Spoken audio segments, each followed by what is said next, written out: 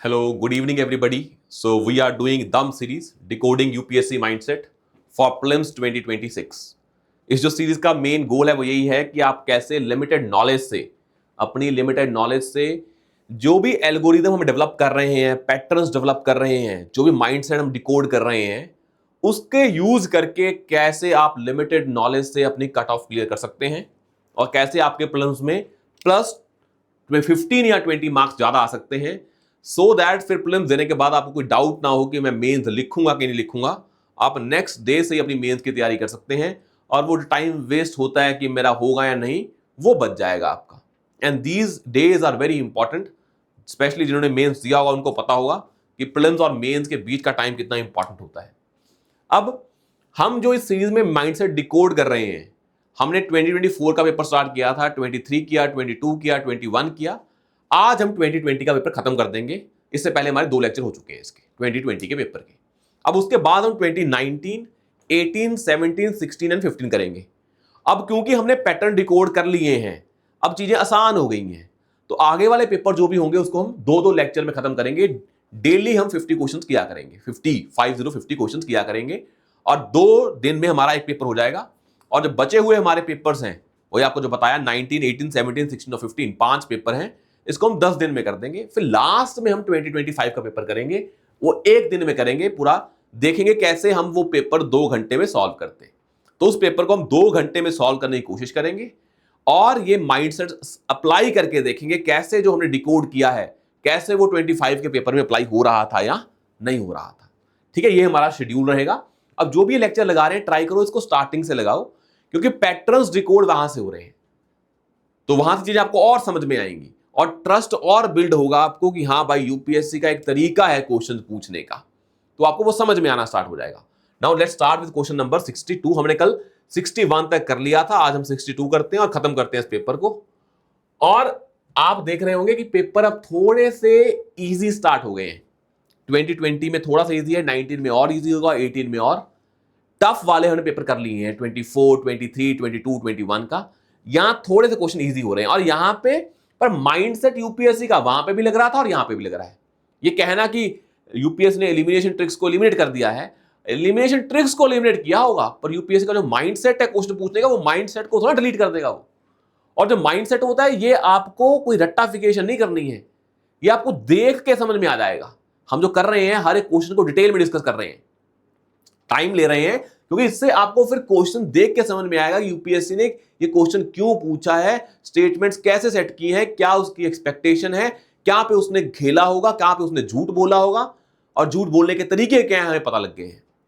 तो अब जब हम यूपीएससी के माइंडसेट को समझ गए हो, जब तुम किसी के माइंडसेट को समझ आओ, फिर तुम उसको बड़ा ऑब्जेक्टिफाई नहीं करते, तुमने उसको इंटरनलाइज कर लिया है। तुम देख के बता दो कि यहां पे ऐसा हो रहा है, क्यों हो रहा है, कैसे हो रहा है, वो आप जाते ही नहीं हो, आपको पता लग जाता है इंट्यूशन से कि ऐसे है।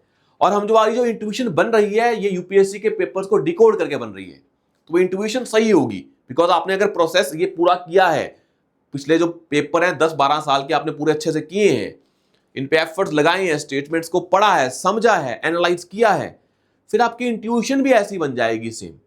तो ये प्रोसेस हम कर रहे थे। आई होप ये आपको बेनिफिट कर रहा होगा। If you are liking this videos and if these videos are helping you in any manner, in any sense, in any respect, then please mention the comment section because this gives us more motivation and energy। तो आप mention कर सकते हैं। और अगर आपको कोई doubt भी है कि नहीं मैं तो ये माइंडसेट को नहीं मान रहा हूं, mention that, let's have debate, ताकि आपको और चीज समझ में आए कि हाँ भाई, ये माइंडसेट यूपीएससी का है या नहीं है। अगला क्वेश्चन है, what is the importance of the term interest coverage ratio of a firm in India. Term क्या है? Interest coverage ratio. अब हमने उसको लेके 3 स्टेटमेंट्स दी हुई हैं, पर मुझे आप पहले बताओ इंटरेस्ट कवरेज रेशियो का मतलब क्या होगा। मतलब क्या जो वो कंपनी है वो इंटरेस्ट कवर कर रही होगी या नहीं, इंटरेस्ट कवर कर रही होगी कि नहीं। मतलब इंटरेस्ट कवरेज रेशियो में ये चेक किया जाएगा कि क्या कोई कंपनी अपना जो इंटरेस्ट है वो दे पा रही है या नहीं पा रही है। तो देखते हैं, it helps in understanding the present risk of a firm that a bank is going to give a loan to। जिस बैंक जिस फर्म को लोन देने जा रहा है, ये रेशो वो बताती है कि वो देना उसको कितना रिस्की है, प्रेजेंट रिस्क कितना है, तो ऑफ कोर्स अगर किसी का इंटरेस्ट कवरेज रेशियो मान लो बहुत ही कम है, मतलब वो इंटरेस्ट कवर ही नहीं कर पा रही फर्म। अगर इंटरेस्ट कवरेज रेशियो ज्यादा है मतलब वो फर्म इंटरेस्ट कवर कर पा रही है, मतलब वो दे पा रही है। कवर इन द सेंस जो भी उसका प्रॉफिट आ रहा है उसमें से इंटरेस्ट दे पा रही है। तो जिस भी कंपनी का इंटरेस्ट कवरेज रेशियो ज्यादा है मतलब वो ज्यादा इंटरेस्ट कवर कर पा रही है, मतलब वो अपने इंटरेस्ट को दे पा रही है, मतलब वो लेस रिस्की है। तो ये तो वैसे ही सही है टर्म। वर्ड क्या है, रिस्क। तो हाँ ये टर्म बताती है रिस्क के बारे में। It helps in evaluating the emerging risk of a firm that a bank is going to give loan to. हाँ ये भी बता सकती है कि कितनी रिस्की है फर्म और कितना रिस्क है आने वाला है। इमर्जिंग रिस्क भी बता सकती है। तो इंटरेस्ट कवरेज रेशियो दो चीजें बता सकती है, एक तो इमर्जिंग रिस्क और जो एग्जिस्टिंग रिस्क। हाँ भाई कि वो इंटरेस्ट दे पाएगी कि ना पाएगी, इसका प्रेजेंट रिस्क क्या है और इमर्जिंग रिस्क क्या है, दोनों बता पाएगी। बस ये दोनों स्टेटमेंट बिल्कुल क्या है, लॉजिकल है। क्या बोल रही है कि ये टर्म रिस्क बताती है, एग्जिस्टिंग रिस्क और आने वाला रिस्क क्यों नहीं बता पाएगी। अगर मान लो कंपनी का इंटरेस्ट कवरेज रेशियो कम है, इसका मतलब क्या है, वो इंटरेस्ट पे ही नहीं कर पा रही है अपना, उसका प्रॉफिट इतना कम है, तो इमर्जिंग रिस्क क्या है, इसका ज्यादा है। अगर नहीं कर पा रही है तो एग्जिस्टिंग रिस्क क्या है, ज्यादा है। लोन देने से पहले का रिस्क भी बताती है, अगर लोन दिया हुआ है तो उसका देना है, और उसका आने वाला रिस्क क्या है वो भी बता देती है। तो ये तो बड़ा लॉजिकल सी दोनों स्टेटमेंट है, दोनों क्या होंगी, सही होंगी। 1 और 2 दोनों इकट्ठी आएंगी, ये तो पता लग गया हमें। तो आंसर क्या है, ए और डी में से हम यहां पहुंच गए। अब डी देखते हैं। जब डी स्टेटमेंट देख रहे हो उसमें क्या लिखा है, a higher a borrowing firms level of interest coverage ratio, a higher is the interest coverage ratio, the worse is its ability to service its debt. Worse, higher. आपको पता है कि यूपीएससी इसमें खेला कर सकती है। हायर को यहां पे वर्स की जगह क्या था, लेस, मतलब लेस एबिलिटी वर्स, या हाई एबिलिटी टू, ये दोनों को उल्टा कर सकती है ना। वर्स है the worse is its ability, no best is its ability, दोनों उल्टा कर सकती है। और 3 स्टेटमेंट है, थर्ड स्टेटमेंट ही क्या है जिसपे यूपीएससी खेला कर सकती है। पहली स्टेटमेंट और दूसरी स्टेटमेंट बड़ी लॉजिकल है। यहां पे यूपीएससी के पास, एग्जामिनर के पास स्कोप ही नहीं है गलत करने का। टर्म क्या है, रिस्क। तो कोई भी चीज रिस्क तो बताती होगी ना भाई, ये कव रेशियो रिस्क तो बताती होगी। हाँ अगर कम रिस्क है ज्यादा रिस्क है उसमें डिबेट हो सकती है, और वही स्टेटमेंट कौन सी है, थर्ड। और आपको बताया है कि जितना इंटरेस्ट कवरेज रेशियो ज्यादा होगा मतलब कंपनी अपना इंटरेस्ट कवर कर पा रही होगी, अच्छी बात है, ना कि वर्स्ट बात है। तो थर्ड गलत हो गया, तो आंसर क्या है इसका, ए। तो आपको समझ में आया ये स्टेटमेंट देख के तीनों कि भाई पहली दो स्टेटमेंट बड़ी ही जेनरिक हैं। अगर पहली दोनों स्टेटमेंट बड़ी ही जेनरिक है मतलब वो सही होंगी। थर्ड बड़ी स्पेसिफिक है और यूपीएससी स्पेसिफिक स्टेटमेंट्स को गलत करता है।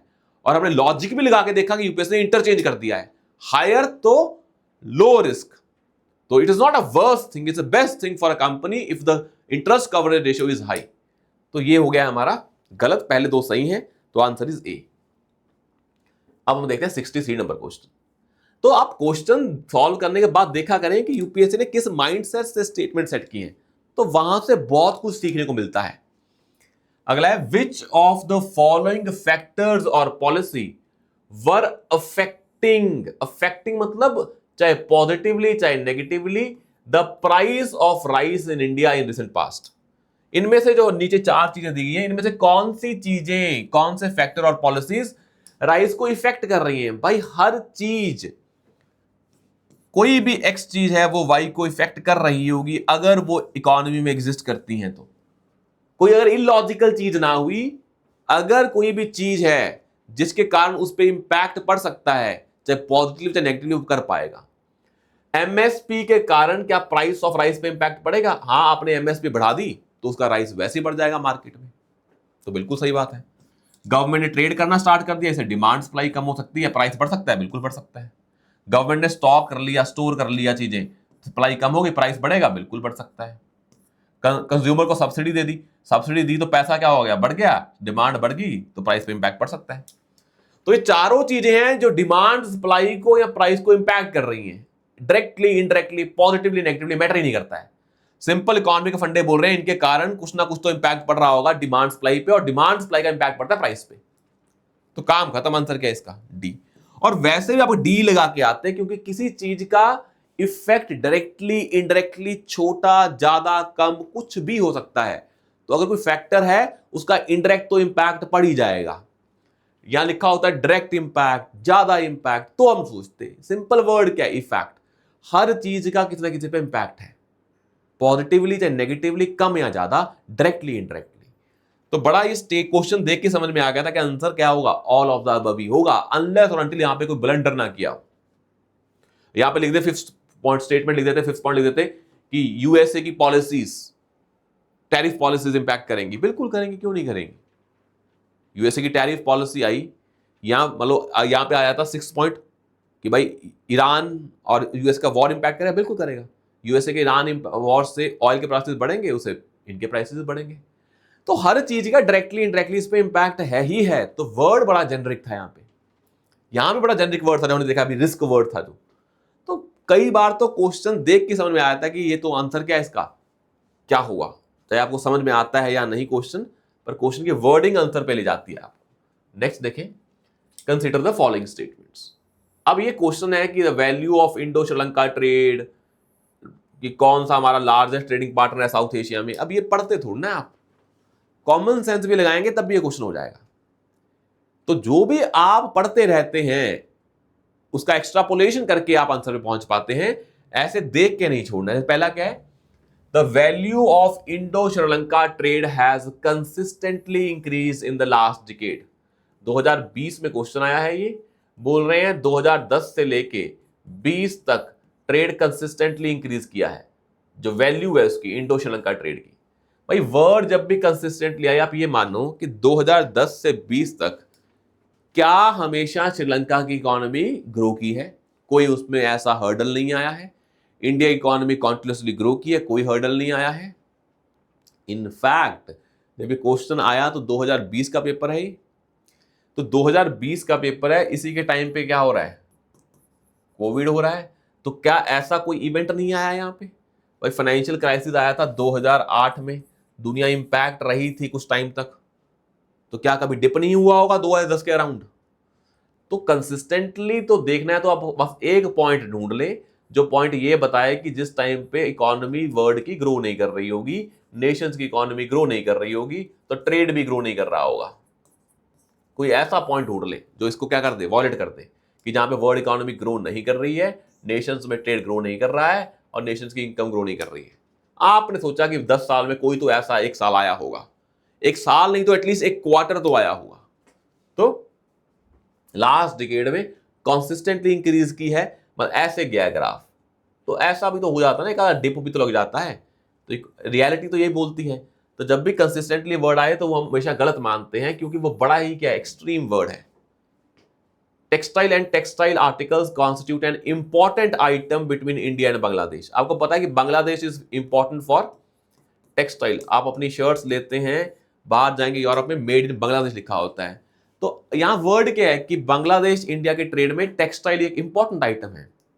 Important item in important in what sense, भाई सबसे ज्यादा इंपॉर्टेंट आइटम है, मतलब ये इंपॉर्टेंट सेंस में कि सबसे ज्यादा क्या करती है, ये ट्रेड का कंपोनेंट है। इंपॉर्टेंट सेंस में कि इसके कारण, ट्रेड के कारण, टेक्सटाइल के कारण हमारे जो बांग्लादेश में क्या हो रहे हैं, इंपॉर्टेंट इन द सेंस वहां पे जॉब्स मिल रही है, ह्यूमन लेबर प्रमोट हो रही है, या इंडिया बांग्लादेश को सपोर्ट कर रहा है किस सेक्टर में, टेक्सटाइल में। तो इंपॉर्टेंट तो चीजें बहुत तरह से होती है ना, हमें क्या पता किस इंपॉर्टेंट की बात कर रहे हो। और इंपॉर्टेंट वर्ड क्या है, बड़ा ही जेनरिक वर्ड है। क्या ये आइटम इंपॉर्टेंट होगी, हाँ इंपॉर्टेंट होगी। अगर ट्रेड हो रहा है तो इंपॉर्टेंट भी होगी। अब नंबर बताया इसने, कोई स्पेसिफिक चीज है कि नहीं सबसे ज्यादा ही इसका ट्रेड होता है 50% से ज्यादा, तो कोई चीज स्पेसिफिक है ही नहीं है। वर्ड क्या बड़ा जेनरिक, तो ये क्या होगा, स्टेटमेंट करेक्ट होगा। तो आपने वर्ड से ही बता दिया, या वर्ड क्या है कि इट्स एन इंपॉर्टेंट आइटम, या वर्ड क्या कंसिस्टेंटली। तो यहां पे आपने क्रॉस मारा, यहां पे टिक मारा है, क्योंकि बड़ा एक्सट्रीम है, ये बड़ा ही जेनरिक टर्म है। आप बोलते हैं ये मेरा इंपॉर्टेंट फ्रेंड है। India, China is important partner for India, China is important partner for USA, USA is important partner of India. हाँ तो इंपॉर्टेंट तो है ही ना हमारे लिए, यूएसए इंपॉर्टेंट अलग सेंस में, चाइना अलग सेंस में, कि चाइना इंडिया का इंपॉर्टेंट पार्टनर नहीं, हाँ है।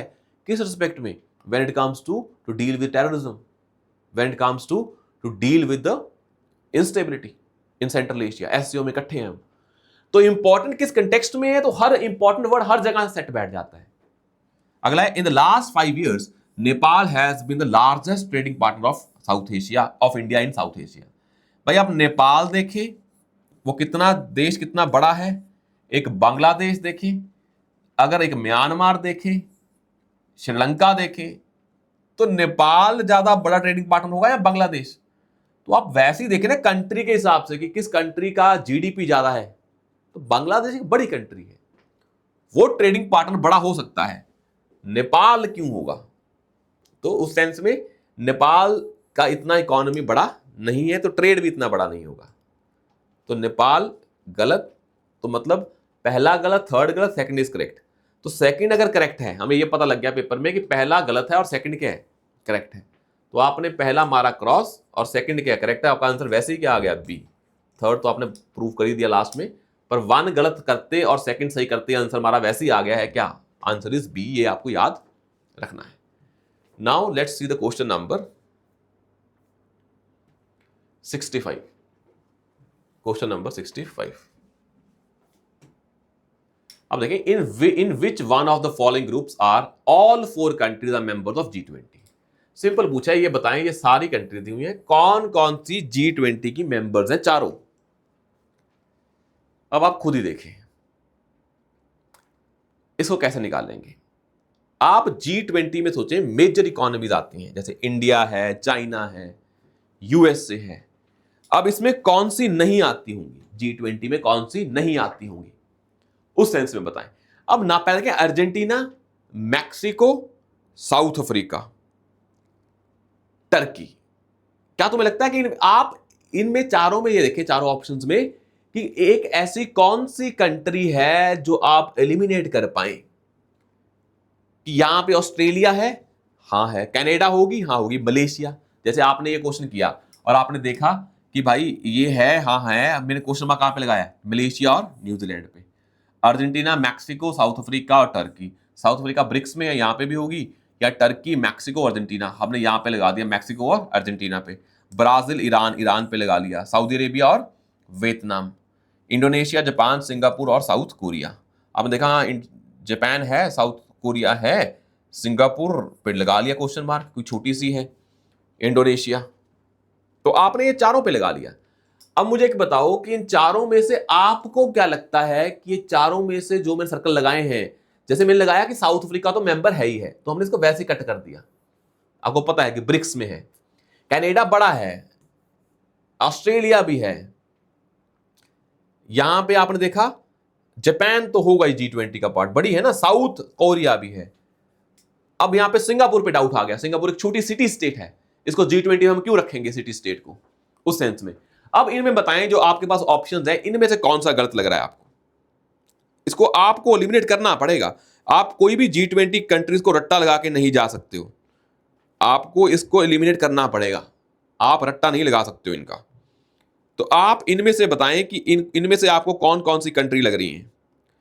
जैसे आपने देखा कि भाई मेरे हिसाब से इंडोनेशिया, इन्होंने पूछा कौन सी चारों हैं, तो आपने अगर इन्होंने पूछा कौन सी चारों कंट्री G20 का पार्ट है, तो आपको जहां पे बिल्कुल कम डाउट है इन गोलों पे, वो हो जाएंगे। तो आप मुझे बताएं, सिंगापुर आपको लगता है पार्ट हुआ G20 का? तो आपको एक कन्विक्शन से बोलना पड़ेगा कि सिंगापुर कभी पार्ट नहीं हो सकता G20 का। Reason is Singapore is the city state. तो यहां पूछा कौन से चारों पार्ट हैं, तो ये तो नहीं है, ये आपने इससे एलिमिनेट कर दिया सिंगापुर से। ऊपर है Argentina, Mexico, south Africa and Turkey. तो आपको समझ में आया कि ठीक है भाई, मैक्सिको अगर मैं देखूं तो मैक्सिको, अर्जेंटीना, साउथ अफ्रीका और टर्की, इसमें मेरे को जो कंट्री लग रही हैं, जो बी ऑप्शन में है, पहले मेरे को डाउट है बी में है, बी में कंट्री डाउट है मलेशिया। भाई G20 की बात हो रही है, तो हम मलेशिया भी छोटी कंट्री है, मलेशिया को हम नहीं मानते बड़ा, ना ही हम किसको बड़ा मानते हैं। अगर हम इसमें देखें, ब्राजील होगा, बिल्कुल होगा, ब्राजील तो होगा ही होगा। Iran, Saudi Arabia, Vietnam, Iran, Saudi Arabia और वियतनाम। अब मुझे बताओ, वियतनाम को तुम G20 में काउंट करोगे? तो आंसर क्या आएगा, नहीं। मतलब आपने देखा कि हमारी कुछ ही कंट्रीज हैं, ना तो मैं यहां पे सिंगापुर को मान सकता हूं, तो ये ऑप्शन गया, यहां पे मैं मलेशिया को नहीं मान सकता, ये ऑप्शन गया। यहां पे Iran, Saudi Arabia, Vietnam, Brazil है, यहां पे ये है। टर्की मान सकता हूं, बिल्कुल मान सकता हूं। अर्जेंटीना, मैक्सिको ऑप्शंस है, यहां पे क्या है, ईरान, सऊदी अरेबिया और वियतनाम। तो ए और सी में से आंसर है। अब आपको कौन सा लगता है कि कौन सा पार्ट नहीं होगा? ईरान और सऊदी अरेबिया इकट्ठे हैं, सेम लेवल के हैं, ये भी सेम लेवल के हैं। ईरान और सऊदी अरेबिया क्या G20 कंट्रीज में आएंगे, मेजर इकोनॉमीज में? क्या वो G20 कंट्रीज में आएंगे, मेजर इकोनॉमीज में? तो साफ साफ पता है कि ईरान या वियतनाम तो नहीं आएंगे, क्योंकि अर्जेंटीना, मैक्सिको, टर्की, इन दोनों के आने के चांसेस ज्यादा हैं G20 में as compare to Iran, as compare to Vietnam. तो अगर हमें एंड में हम पहुंचे ए और सी में से, आपको ये तो समझ में आ गया ना कि भाई मैं सिंगापुर नहीं मारूंगा, G20 मेजर इकोनॉमीज हैं और सिंगापुर बड़ी क्या है, छोटी सिटी स्टेट है, तो ये मेजर इकोनॉमीज का पार्ट तो नहीं होगी, और ना ही हमारी क्या होगी, मलेशिया होगी, ये बड़ी छोटी है। अब बचते थे ए और सी। अब आप पे है अर्जेंटीना, मैक्सिको या ईरान, सऊदी अरेबिया। हमने सोचा कि ईरान तो G20 का पार्ट नहीं है, मेजर इकोनॉमीज का पार्ट नहीं है, ऐसी कोई उसमें चीजें हैं नहीं है। अर्जेंटीना, मैक्सिको, साउथ अफ्रीका और टर्की, ये हमें पता था टर्की और साउथ अफ्रीका तो होंगे। अर्जेंटीना, मैक्सिको के चांसेस ज्यादा हैं as compare to Iran and Saudi Arabia and Vietnam. तो हमने उसके बेसिस पे क्या मार दिया कि चारों कौन सी कंट्री होंगी, ए के चांसेस ज्यादा हैं, और ए क्या हमारा आंसर भी है। आप कभी ऐसे सॉल्व नहीं करोगे इस क्वेश्चन को कि मेरे को चारों याद हैं। आपने एलिमिनेट करना स्टार्ट किया और वहां से कहां पहुंचे, ऊपर। तो अगर आपने देखा हो, अर्जेंटीना, मैक्सिको इंपॉर्टेंट इकोनॉमीज हैं। ईरान इतनी इंपॉर्टेंट इकोनॉमी नहीं है, अदर देन एनर्जी का ट्रेड उसका कोई इतना इंपॉर्टेंट रोल है नहीं है।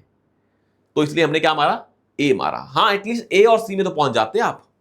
अगर आप सी मार के आ रहे थे तो ए तो पक्का आंसर है। जैसे हमने मान लो सी टिक किया हमने कि सी होगा, ए नहीं होगा, ये चीज मैच नहीं कर रही है। अगर आप ईरान को मान रहे हो, फिर अर्जेंटीना को, मैक्सिको को मानना पड़ेगा आपको। और आपने अगर इनको नहीं माना, इसको माना, तो ये सही है। तो इसको मानना है तो ये ना मानना गलत है, इसको भी मानना पड़ेगा। दोनों आंसर पॉसिबल नहीं है, इसलिए आंसर क्या हो गया है, इसको ना मान के इसको मान लेते हैं। तो इस लेवल की परमुटेशन कॉम्बिनेशन लगा के आप आंसर पे पहुंचेंगे। तो कभी भी आपको लगता हो कि ये सभी को आती होंगी, सभी को नहीं आती है, कोई याद नहीं करता है G20 वाली कंट्रीज। अगर करता भी है तो ऑप्शंस ऐसे कंफ्यूज हो जाएगा। तो logic sometimes is more important than the knowledge part. आप G20 पढ़ लेते हैं, वहां जाके कंफ्यूज हो जाएंगे, क्योंकि आप देखेंगे Saudi Arabia is part of G20, Iran नहीं है पार्ट उसका। Vietnam is not a part of G20, Malaysia is not a part of G20, Indonesia is a part of G20। पर आप इसको कैसे निकाल पा रहे हैं, पर आपको नहीं पता है। ये तो आपने अपनी क्रिएटिविटी से ऑप्शंस ढूंढे, क्योंकि यहां पे 4 into 4 16 कंट्रीज लिखी हुई हैं। आपको 16 में से अगर एक भी एलिमिनेट कर दी एक स्टेटमेंट में से, तो वो वैसे ही गलत हो जाएगा। ऑप्शन क्या है, चारों कौन सी कंट्रीज है G20 की। तो ये आएगा तो परमुटेशन कॉम्बिनेशन से, माइंडसेट के सॉल्व करने से, रेदर देन नॉलेज के बेसिस पे। अब नेक्स्ट आता है 66 क्वेश्चन। देखें, और आपको पहले बोला हुआ है कि जब भी क्वेश्चन पढ़ें तो पहले क्वेश्चन की स्टार्टिंग वाली स्टेटमेंट पढ़ लें। Under the Kisan credit card scheme, short term credit support, word क्या है, short term credit support is given to farmers for which of the following. मतलब जो भी नीचे चीजें होंगी वो शॉर्ट टर्म होनी चाहिए, लॉन्ग टर्म नहीं होनी चाहिए। जैसे purchase of combine harvester, tractors and mine trucks, तो ये शॉर्ट टर्म क्रेडिट होता है, लॉन्ग टर्म होता है? ये तो इन्वेस्टमेंट है, लॉन्ग टर्म होगा, तो ये तो गलत हो गया। Construction of family house, setting up of village cold storage, ये भी लॉन्ग टर्म है, ये भी गलत हो गया। ये भी लॉन्ग टर्म है, ये भी लॉन्ग टर्म है, हमें शॉर्ट टर्म चाहिए।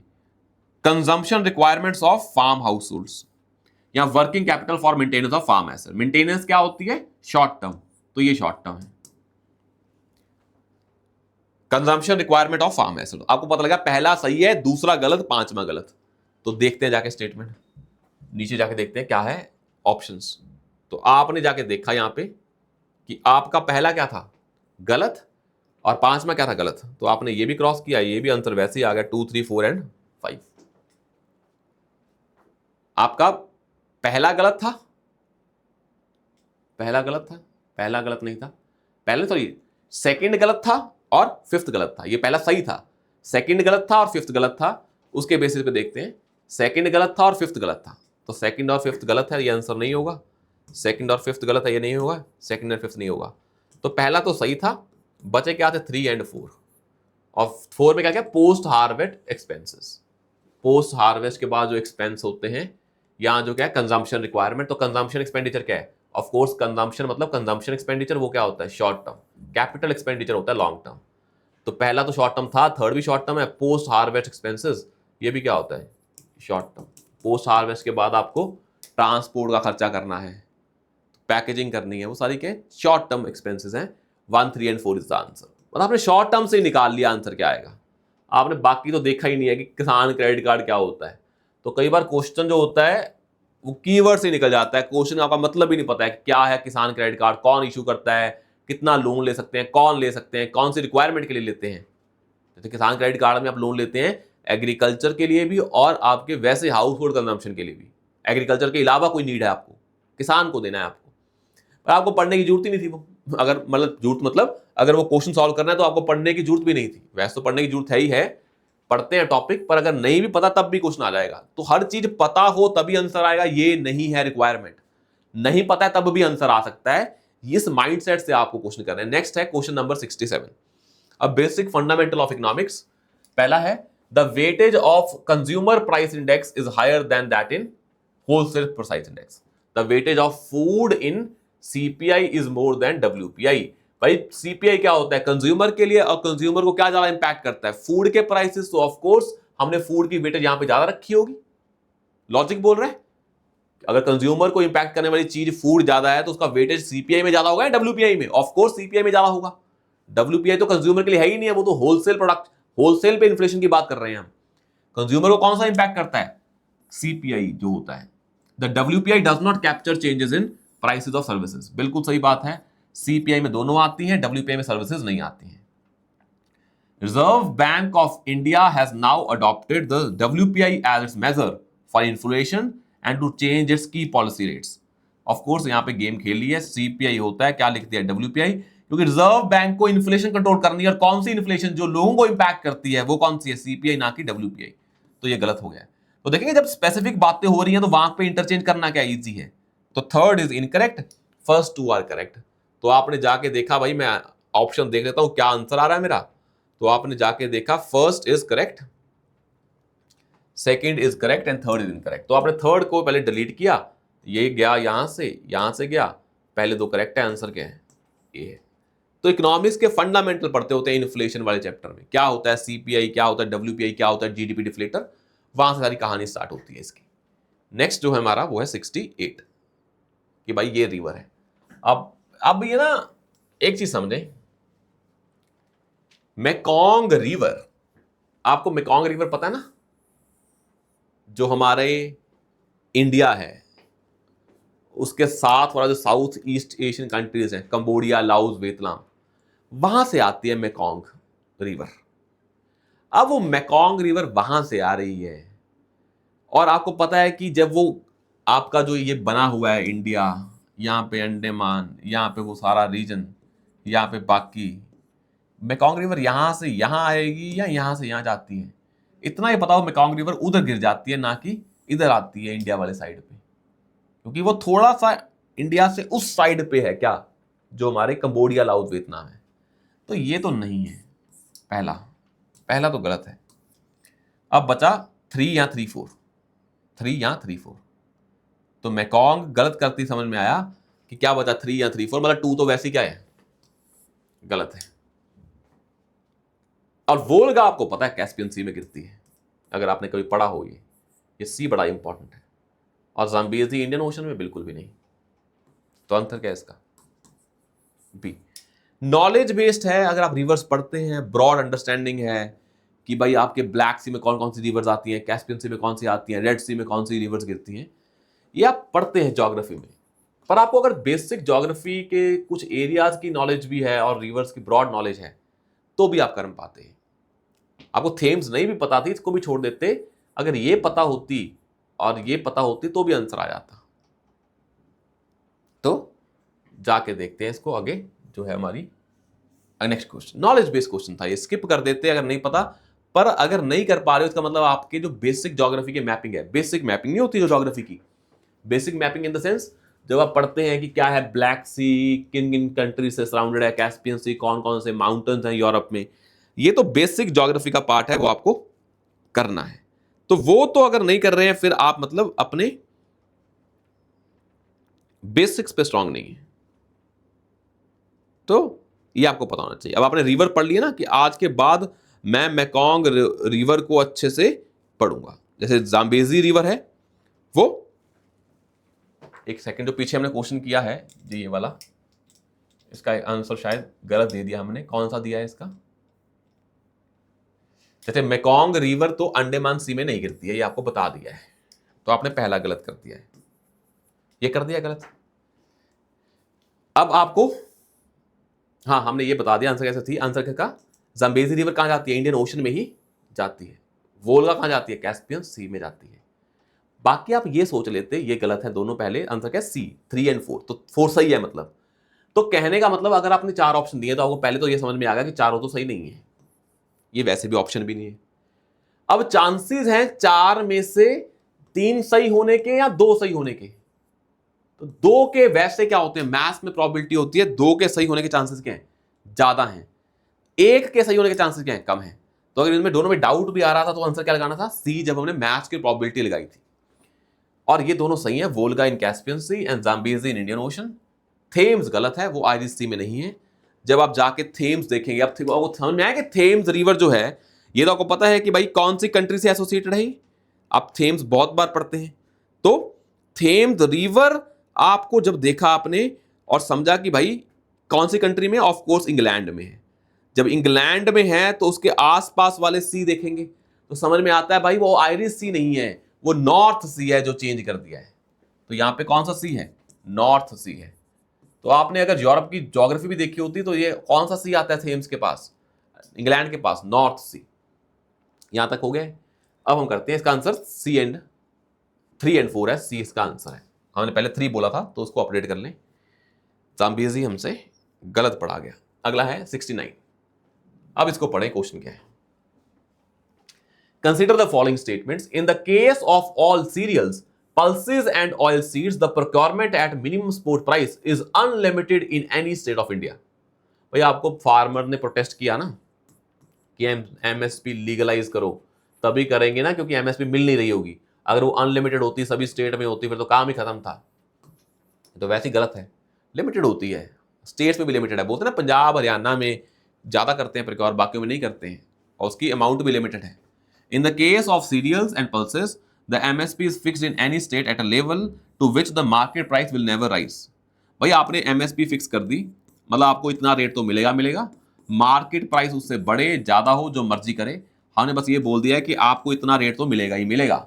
अगर इतना रेट मिलेगा ही मिलेगा, मार्केट प्राइस जो मर्जी हो, कम भी हो सकती है ज़्यादा भी हो सकती है, तो ऐसा नहीं उससे बढ़ेगी नहीं, बस आपको ये रेट मिलेगा। ये होती है मिनिमम सपोर्ट प्राइस, बाकी मार्केट प्राइस से ऐसा कोई लिंक नहीं है। हाँ ऑफ कोर्स जब आप इसको मिनिमम फिक्स कर देते हो तो मार्केट प्राइस उससे ज्यादा ही होती है, कम तो नहीं होगी, क्योंकि मिनिमम रेट तो यही मिलना ही मिलना है फार्मर्स को। अगर मार्केट प्राइस से कम हो गई तो फार्मर्स कहाँ बेचेंगे? यहाँ पे बेचेंगे। तो जनरली इससे अब मार्केट प्राइस अगर ज्यादा होगी तो फार्मर कहाँ बेचेगा? मार्केट में बेचेगा। तो एमएसपी तो ये होता है कि आपकी रेट मार्केट के उससे ना गिरे तो एमएसपी दे देते हैं, पर एमएसपी का ऐसा मार्केट प्राइस से कोई लेना देना नहीं है, डायरेक्ट लेना देना नहीं है। तो दूसरा क्या है? गलत है, because market price will never increase. Word क्या है? Will never rise. Market price चलती है डिमांड सप्लाई पे, उसका डिमांड सप्लाई से लिंक है। उसका एमएसपी से क्या लिंक है? एमएसपी तो बस ये बताती है कि तुम्हें इतना सपोर्ट मिलेगा मिनिमम मिनिमम, अगर आपको इससे कम प्राइस मिलता है मार्केट में तो हमारे पास आ जाए, इतना प्राइस ले जाए, बस ये है एमएसपी। मार्केट प्राइस उससे ज्यादा बढ़ेगी नहीं, ये कोई गारंटी नहीं है। तो आंसर क्या है इसका? नाइदर 1 और 2। तो सिंपल फंडामेंटल कंसेप्ट हैं इकोनॉमिक्स के, वो यहाँ पे यूज कर रहे हैं। अगला है 70। इंडियन इकोनॉमी में बताएं कौन से ये commercial papers is a short term unsecured promissory note. पहला शॉर्ट टर्म होता है, हाँ आप पढ़ते हैं मनी मार्केट में ये इंस्ट्रूमेंट पढ़ते हैं, अगर आपने कभी पढ़ा हो money and capital market, knowledge based है। ये शॉर्ट टर्म होते हैं और अनसिक्योर्ड होते हैं। Certificate of deposit is a long term instrument, नहीं ये भी हम कहां पढ़ते हैं? मनी मार्केट में, ये भी क्या है? शॉर्ट टर्म होते हैं। तो ये तो हो गया गलत। कॉल मनी क्या होती है? शॉर्ट टर्म होते हैं, जो बैंक्स में जब पैसे की कमी होती है तो वो एक दूसरे ले लेते हैं, तो ये शॉर्ट टर्म होता है। Zero coupon bonds are the interest bearing bonds, short term bonds issued by scheduled commercial banks to corporations. तो आपने पहले देख लिया भाई, पहला मेरा सही है, दूसरा मेरा गलत है, तीसरा मेरा सही है। तो आपने दूसरा पहले गलत मार दिया, जो आपको पता है नॉलेज के बेस पे कि दूसरा क्या है, गलत है। पहला तीसरा सही है, चौथा गलत है, क्योंकि zero coupon bond are issued by governments, not commercial banks to corporations. Zero coupon bond होते हैं ना, गवर्नमेंट टी बिल्स होते हैं ना, वो होते हैं जीरो कूपन बॉन्ड्स। 71 हिस्ट्री का पार्ट है। With reference to the cultural history of India consider the following statement. ये टर्म्स दे दी और एसोसिएट करवा दिया। अब परिव्रजका was a renunciant and wanderer. Shramana was a priest with a high status. उपासका was a lay follower of Buddhism. इसमें से आपको पता लग गया कि तीनों स्टेटमेंट तो सही नहीं होंगी। अगर बंदे ने 3 स्टेटमेंट बनाई हैं, उसमें से एक तो गलत की होगी, बिकॉज बड़े स्पेसिफिक हैं, उसने उल्टा कर दिया होगा कहीं ना कहीं। तो पर इसमें से अगर आपने एक भी ढूंढ लिया जो गलत है, आंसर आ जाएगा। अब देखिए नाम, देखिए श्रमण क्या होता है, shramana. Have you ever heard a word shramana with something which as a superiority? अगर आप श्रमण की कहानियां देखें या श्रमण ट्रेडिशन देखें, तो श्रमण ट्रेडिशन हुआ करता था, मतलब it is a religious tradition. और श्रमण की जब बात होती है, यहां पे लिखा है priest with a high status. Shramana word is associated with something जो क्या है, एक रिलीजन है। तो ये पहली बात, तो श्रमण ट्रेडिशन जो है ये रिलीजन है, प्रीस्ट की बात तो इसमें है ही नहीं है। और दूसरा, यहां पे जो वर्ड है वो कोई हाई स्टेटस की बात नहीं होती है।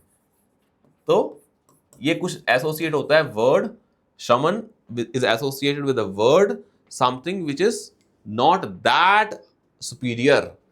तो श्रमण ट्रेडिशन समझ लेते तो वैसे ही आ जाता। श्रमण वैसे समझते, it was a person who was having a inferior status. तो हाई स्टेटस तो नहीं है, इंफीरियर भी नहीं है, हाई भी नहीं है। तो हाई तो नहीं है, पर इंफीरियर पक्का पता है कि हाई स्टेटस तो नहीं है। जैसे ही दूसरा गलत किया, आंसर वैसे ही आ गया 1 and 3। हाँ, उपासका बोलते हैं कि Buddha was a upasaka because he was a lay follower of Buddhism. Parivrajaka is basically a renunciate and wanderer. ये टर्म्स आपको याद करनी है, पर अगर एक भी आती होती श्रमण वाली, इस पे थोड़ा दिमाग लगाते तो भी पहुंच जाते किस पे, आंसर पे। तो आपको आंसर क्वेश्चन तब तक नहीं छोड़ना है जब आप पूरा उसको खा नहीं जाते। अब नेक्स्ट देखो question number, with reference to Indian elephants consider the following statements. पता नहीं 71 में एक बार आया हिस्ट्री पे, फिर एकदम से कहां चले गए एनवायरमेंट पे। उनको पेपर को लगा हुआ एग्जामिनर को, अभी हिस्ट्री पूछता हूं, उसका खुद पूछने का मन नहीं किया, फिर एकदम से कहां पे आ गए, एनवायरमेंट पे एकदम से चेंज हो गया। अब पूछा इंडियन एलिफेंट के बारे में, आप मुझे बताएं। पहला स्टेटमेंट है the leader of an elephant group is female.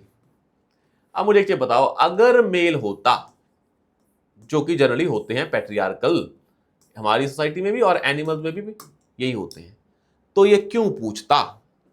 क्योंकि इसमें फीमेल होगी तभी पूछा होगा।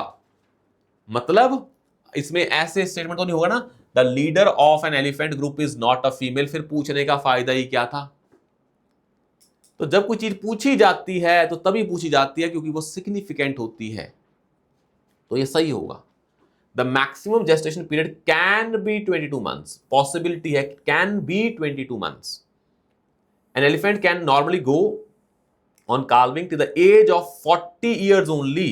अगर वो गलती से 40 years 1 month का हो गया, 40 year 1 day का हो गया, तो कैसे डिसाइड करोगे 40 years only?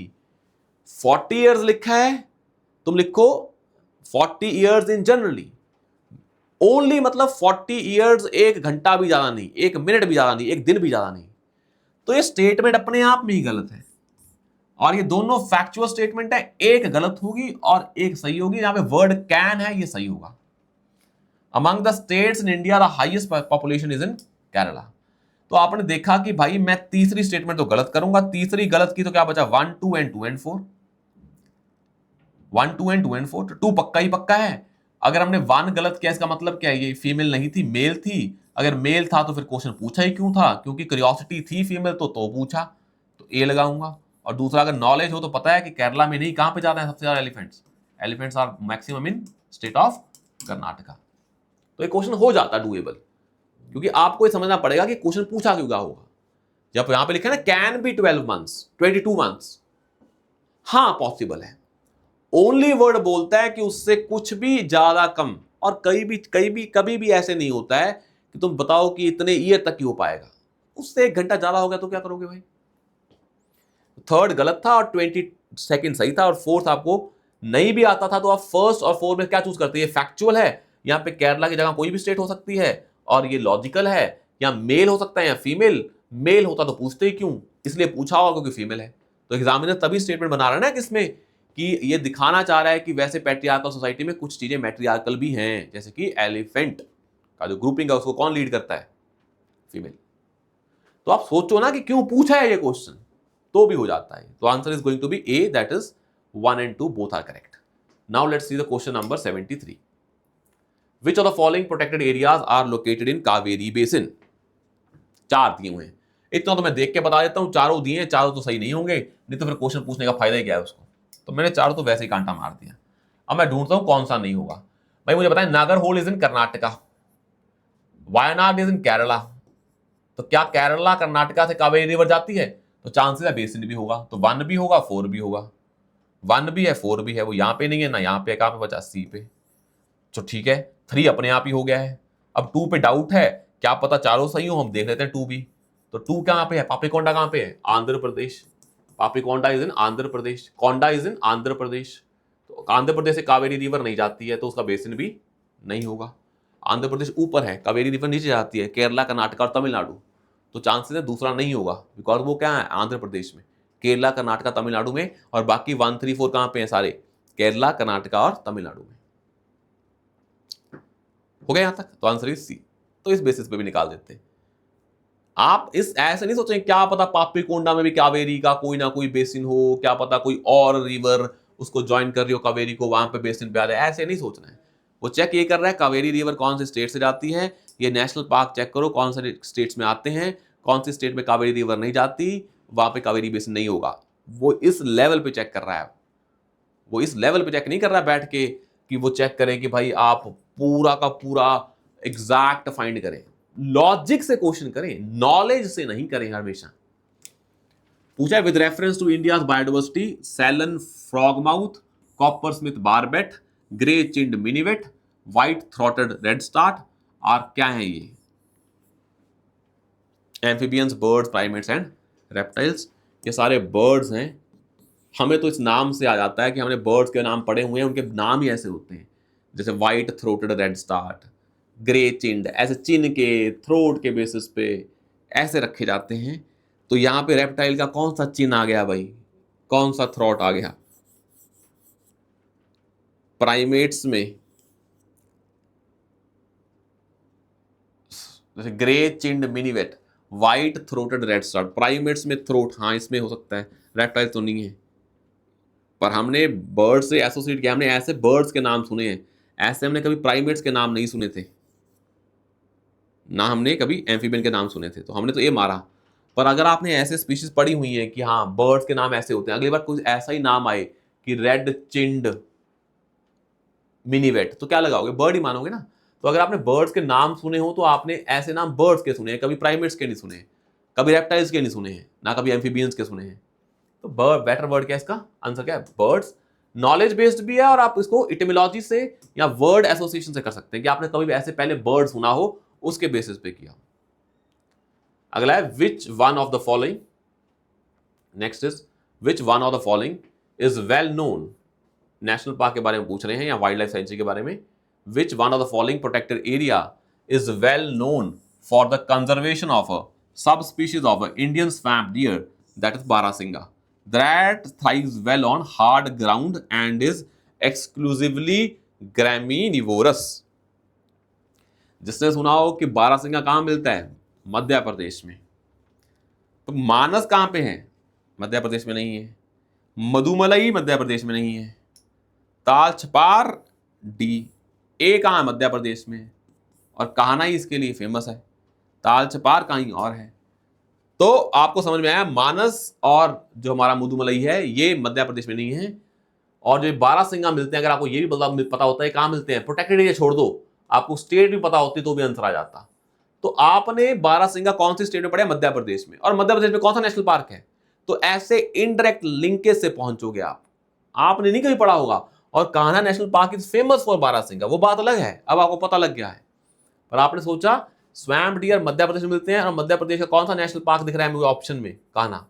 अगर सभी दे देते मध्य प्रदेश वाले फिर मुश्किल हो जाता कि कहाँ मिलता है, फिर एग्जामिनर के लिए दिक्कत आ जाती, क्योंकि मध्य प्रदेश के नेशनल पार्क में बहुत जगह पे क्या मिलता है, बारहसिंगा। अब कौन सा प्रोटेक्टेड एरिया वेल नोन है, ऑफ कोर्स वो कान्हा है। तो अगर सभी मध्य प्रदेश वाले दे देता तो फिर थोड़ा सा टफ हो जाता क्वेश्चन। पर एग्जामिनर को पता है ना, हमें ऑप्शन को भी, स्टेटमेंट को भी ऐसा बनाना कि बच्चा सॉल्व कर पाए। अगर वो चाहे एग्जामिनर तो स्टेटमेंट इतनी गंदी सेट कर सकता है कि आप क्वेश्चन कर ही नहीं पाएंगे। अगर एग्जामिनर आ जाए कि ये क्वेश्चन गलत करवाना है तो चारों नाम देता, कान्हा नेशनल पार्क और उसके आसपास के 3 नेशनल पार्क मध्य प्रदेश के, फिर आप करके दिखा देते इसको सही विदाउट नॉलेज। अब तो आप विदाउट नॉलेज भी इसको कर पा रहे हो एक्स्ट्रापोलेशन से। तो एग्जाम टफ होता है ना कि क्वेश्चन से, बट बिकॉज ऑफ स्टेटमेंट्स। तो तभी बोला है क्वेश्चन देख के हिम्मत ना हारें, स्टेटमेंट्स देखें, अगर वो भी कहें सॉल्व नहीं हो रही है फिर क्वेश्चन टफ है। तो question is tough not just on the basis of the statement of the question, but also on the basis of statements mention in that question. ये याद रखना हमेशा, ये चीज बड़ी हेल्प करती है। तभी कहते हैं कि तब हथियार डालने हैं जब आप सब कुछ क्या करो, सारे ऑप्शन यूज कर लो। नेक्स्ट है स्टील स्लैग। अब इसको पढ़ें और देखें, सिंपल लॉजिक लगाएं इसमें कि क्या है steel slag. Steel slag can be the material for which of the following. कहां कहां पे ये यूज हो सकता है स्टील स्लैग।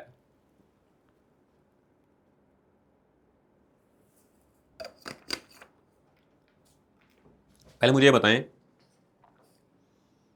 स्लैग होती क्या है, स्टील स्लैग का मतलब क्या है।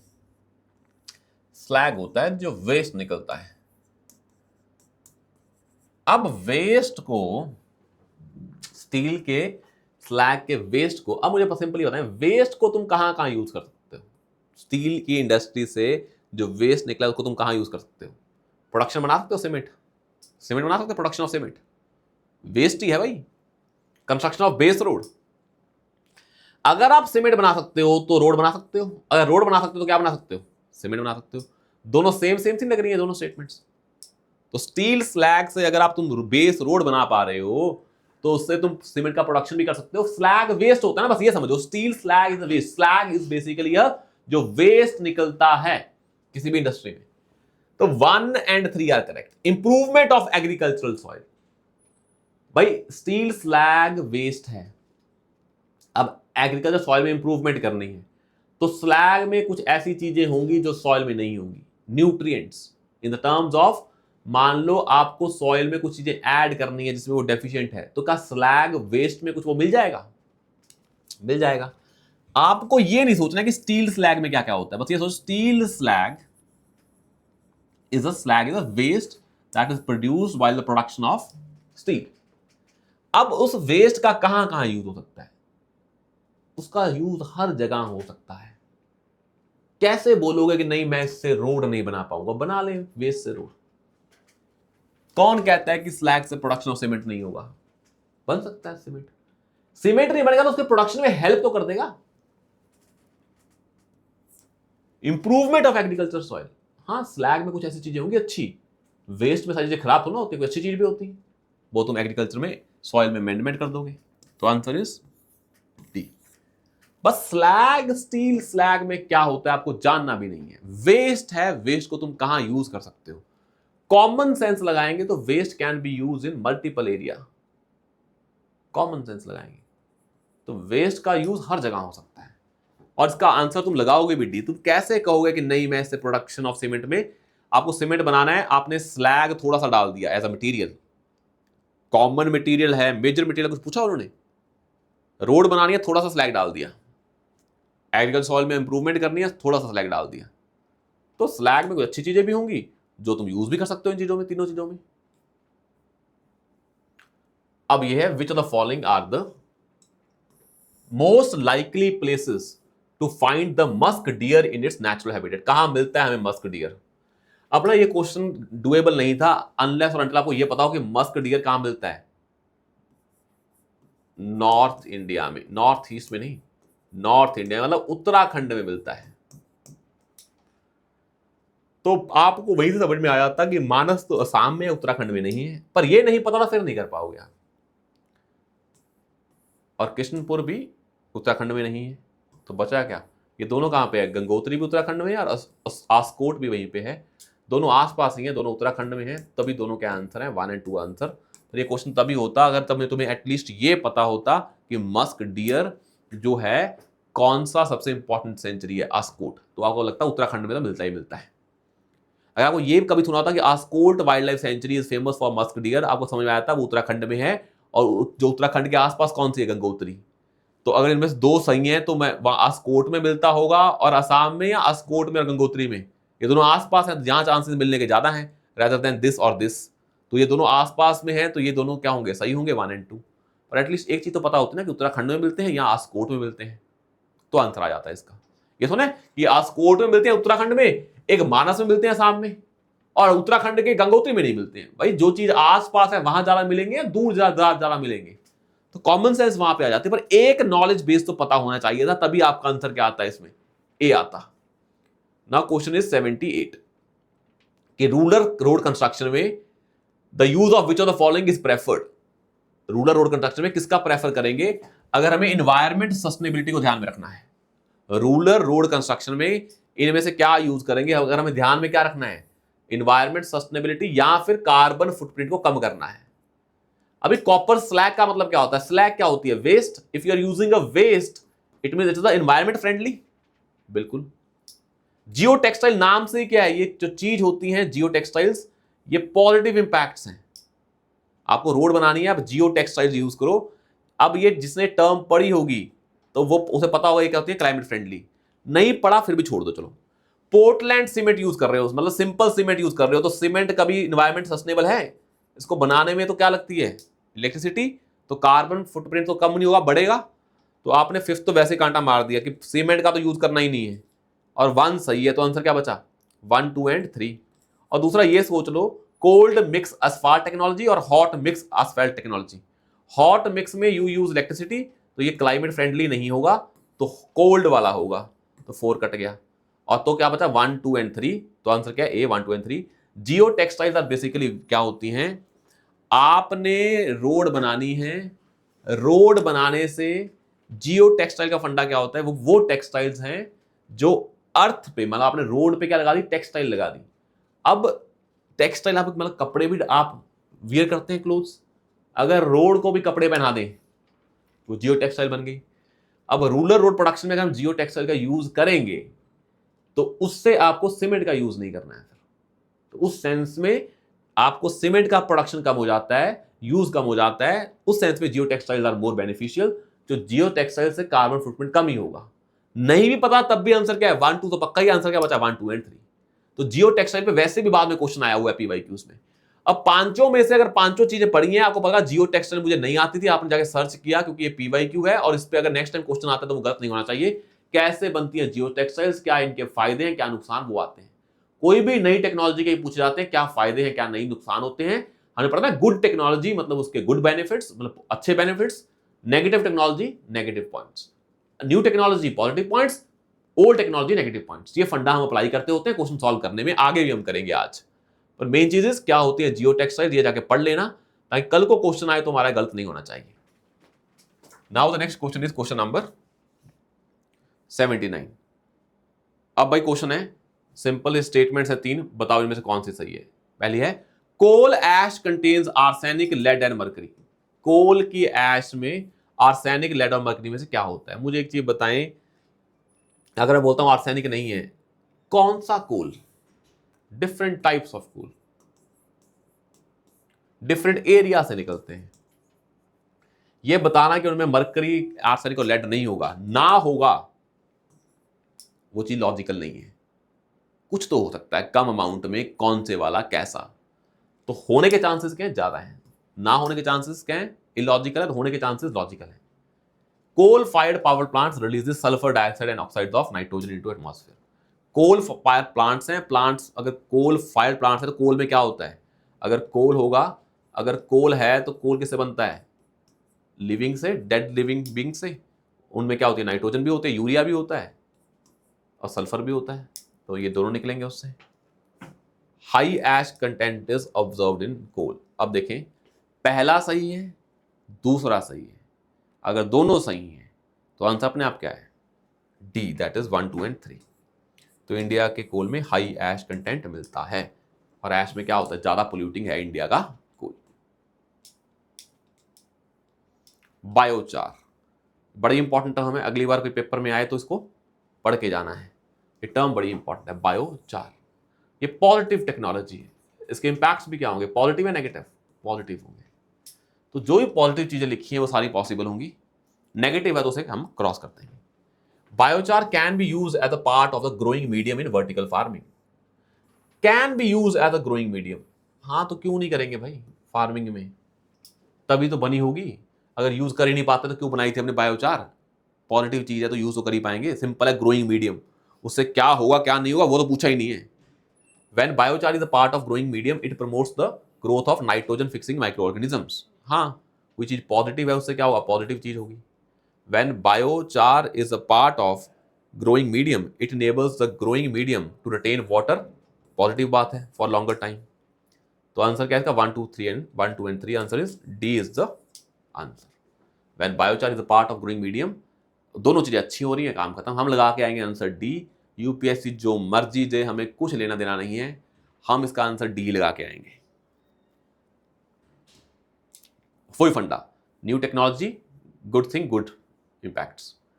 अगला है, इफ अ पर्टिकुलर प्लांट को हमने शेड्यूल 6 में डाल दिया, अब तो ये अमेंडमेंट हो गई, अब तो शेड्यूल 4 ही बचे हैं, 1, 2 और 3 और 4, 5, 6 तो चला ही गया है, पर उस टाइम 6 में प्लांट्स हुआ करते थे।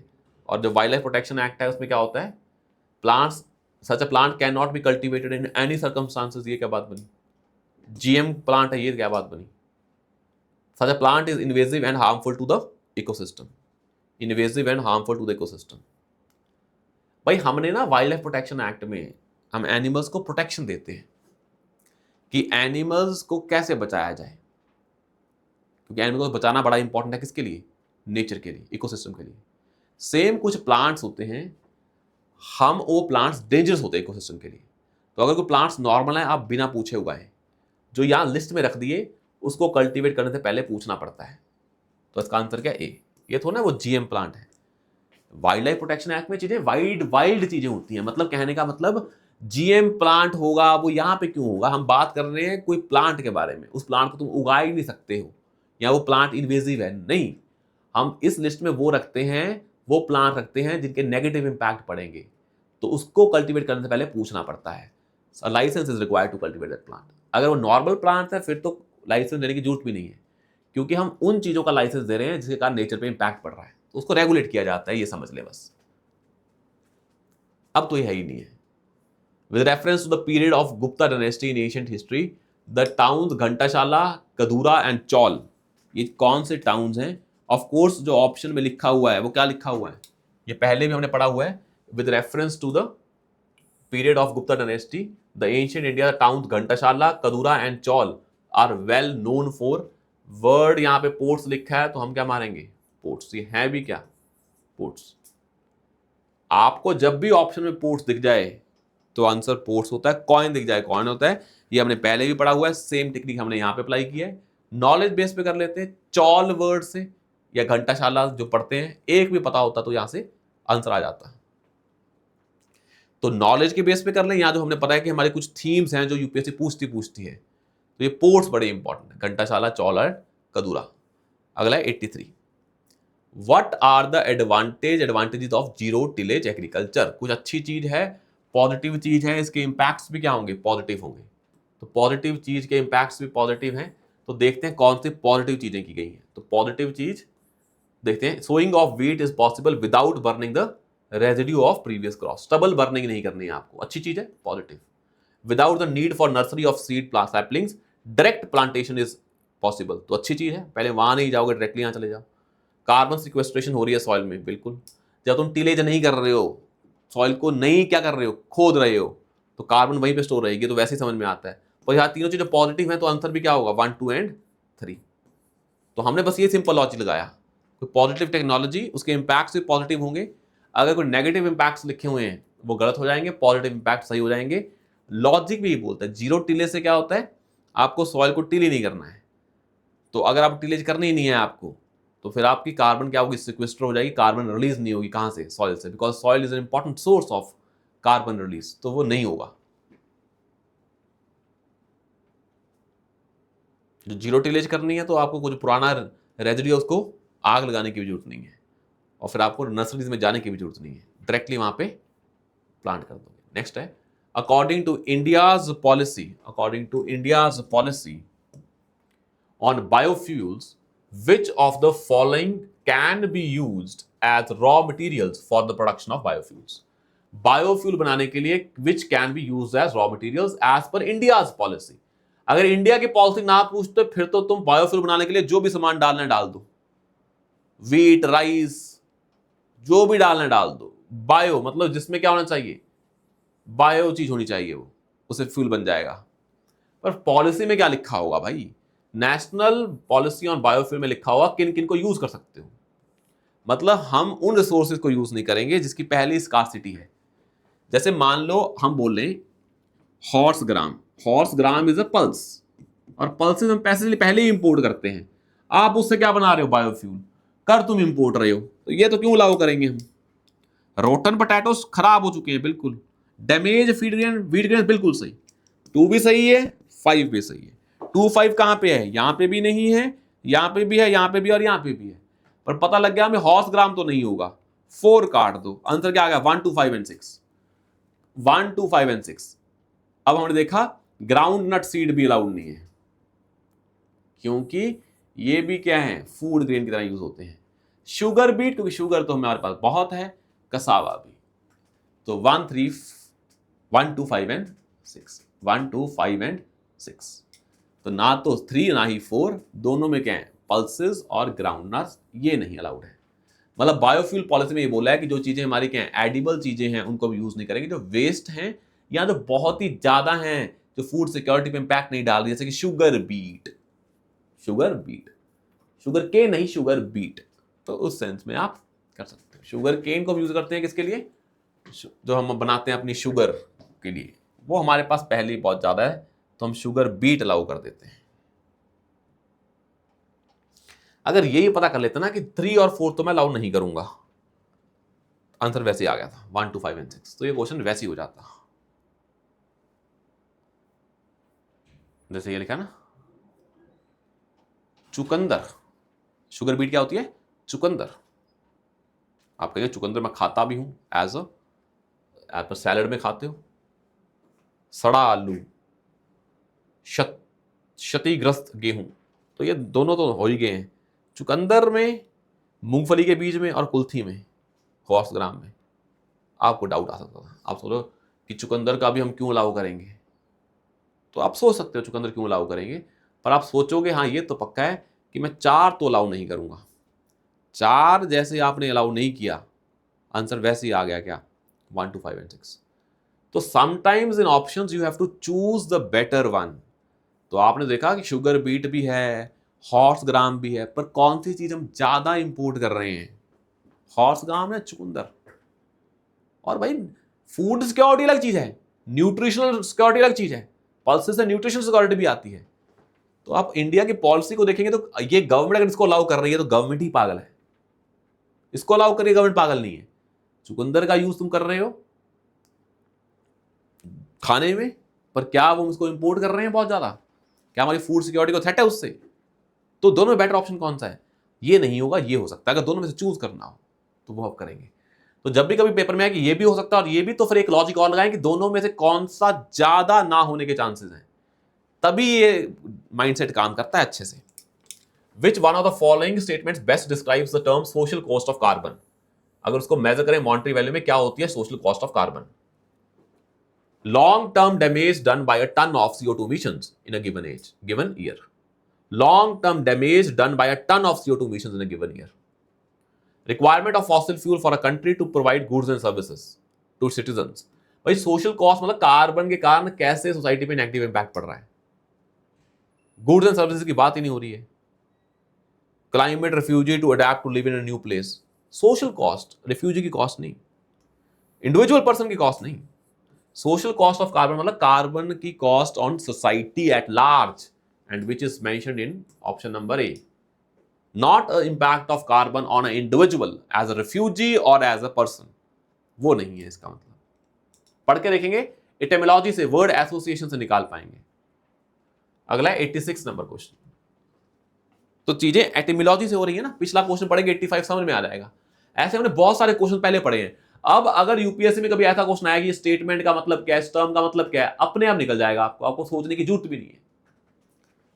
अगला है which of the following reference to pulse production in India, consider the following statements.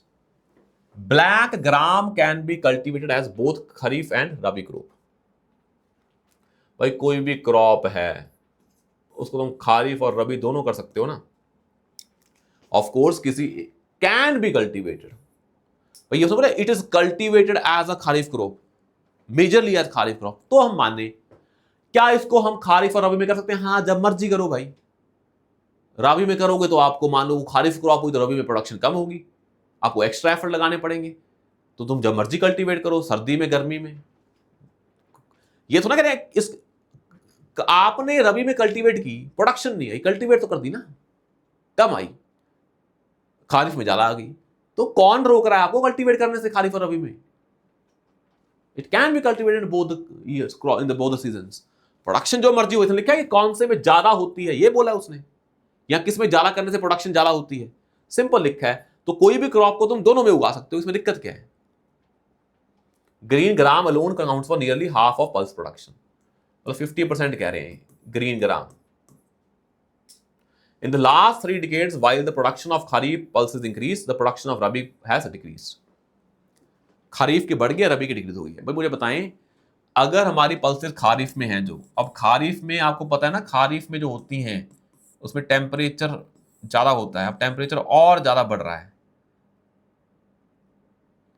तो पल्स का प्रोडक्शन खारिफ में इंक्रीज होगा या डिक्रीज होगा बिकॉज ऑफ क्लाइमेट चेंज। तो अगर टेम्परेचर की बात करें तो खारिफ में क्या होना चाहिए? कम। तो यहां लिखा क्या है? खारिफ में बढ़ गया है और राबी में कम हो गया है, जबकि राबी में बढ़ जाना चाहिए बिकॉज ऑफ क्लाइमेट चेंज। क्योंकि अगर कोई क्रॉप ठंडी ज़्यादा थी राबी में, तो अब राबी में टेम्परेचर थोड़ा बढ़ गया है तो प्रोडक्शन और बढ़ जाएगी। उल्टा लिखे तो मैं लिख देता, पहली तो बिल्कुल सही है, आपने काटा, फिर देखा 1 ओनली या 1 2 3, तीनों तो सही नहीं होंगी, ये तो मेरे को पक्का पता लग गया था, और ये लॉजिकल भी नहीं है, और यहाँ पे नंबर है 50%। तो पहले तो मैं बताऊंगा कि इतनी ज़्यादा पल्सेज हैं, उसमें से एक ही पल्स 50% अकाउंट करती है, ऐसे तो पॉसिबल नहीं है। एक पल्स का production half of total pulse production है।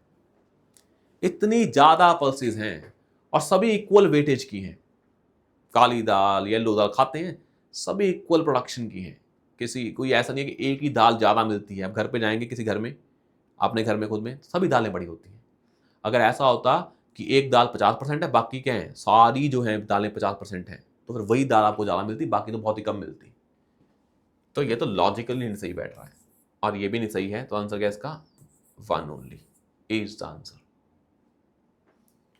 Next is the crop is subtropical in nature. The crop is subtropical in nature. A hard frost is injurious to it.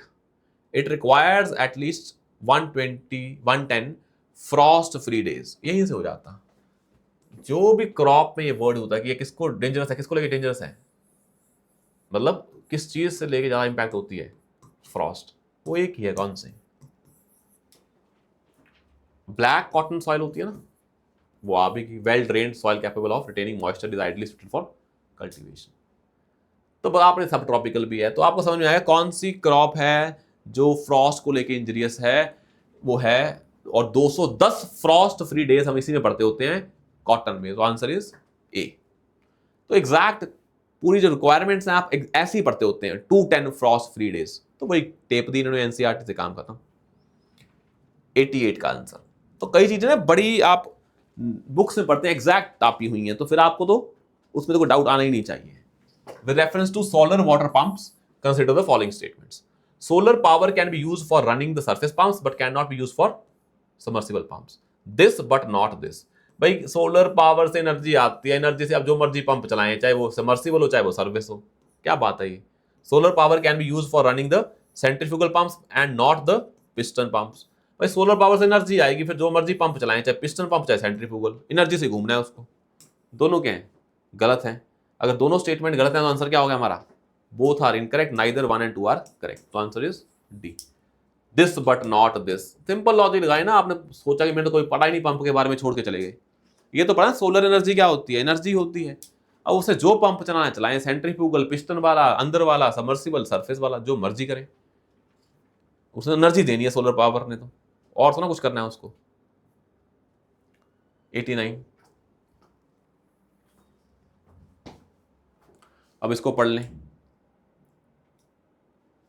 With reference to the current trends in the cultivation of sugarcane in India, consider the following statements. Sugarcane cultivation को लेके पूछा है। अब आप बताएं कभी आप पढ़ेंगे शुगर केन कल्टीवेशन को लेके, ये सिंगल बडेड सेट, बड चिप सेटिंग्स, क्या है ये, पर पढ़ेंगे ना, इतना बड़ा क्वेश्चन है। अगर पॉजिटिव टेक्नोलॉजी होगी तो पॉजिटिव चीज, नेगेटिव होगी तो negative. A substantial savings in seed material is made when bud chip settlings are raised in a nursery and transplanted in the main field. A substantial saving in the seed material is made when bud chip settlings, ये positive चीज होगी कुछ, तो impact भी क्या आ रहा है, positive. When direct planting of sets is done, the germination percentage is better with single budded sets as compared to many buds. अब एक बड है, एक में 5 बड है, किस में ज्यादा प्रोबेबिलिटी सही होने की, 5 में या 1 में, 5 में, तो ये मैथ्स के अगेंस्ट जा रहा है, तो ये तो हो गया गलत। If bad weather conditions prevail when sets are directly planted, single budded sets have better survival as compared to large set। ये भी बात बकवास ही है भाई, सिंगल बड होगा या मल्टी बड होगा, कौन सा ज्यादा बचेगा, multi bud. Sugarcane can be cultivated using seedlings prepared from tissue culture, can be done because of tissue culture। क्यों नहीं कर सकते भाई। अब देखिए इसमें दूसरा और तीसरा गलत है ना, मैथ्स के अगेंस्ट है ये, सी सैट का क्वेश्चन है। Second and third are incorrect, तो ये भी गया, ये भी गया, ये भी बचा क्या, 1 and 4। और क्या, sugarcane can be cultivated by tissue culture, क्या दिक्कत है, टिश्यू कल्चर में कौन सी चीजें कल्चर नहीं की जा सकती, शुगर केन को भी कर लें कल्चर आप, उसकी सेटलिंग्स को। और बड़ा सिंपल था, सी सैट का क्वेश्चन है ये, कि सिंगल और मल्टीपल बर्ड कौन से अच्छे होते हैं, मल्टीपल बर्ड, ये तो दोनों ही गलत हो गए थे, इसी से आंसर आ गया। This is the question of GS और सी सैट, सी सैट काम ही खत्म हो गया था आपका, दोनों को डिलीट करते ही।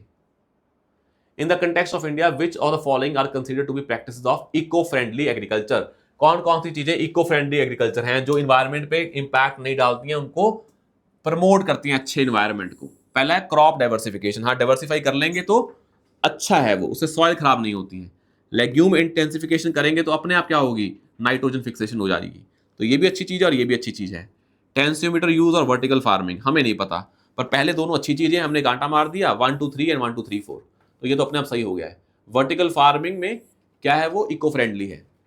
आपने दूसरी फार्मिंग होती है जो उस पर आप ऐसे करते हो फार्मिंग लैंड पे, इस पर आप ऐसे कर रहे हो, अब इस पे ऐसे कर रहे हो, तो वर्टिकल फार्मिंग करने से क्या हुआ, आप लैंड का कम यूज कर रहे हो, आप आर्टिफिशियल सॉइल लेके आ रहे हो, क्या लेके आओ, आर्टिफिशियल सॉइल।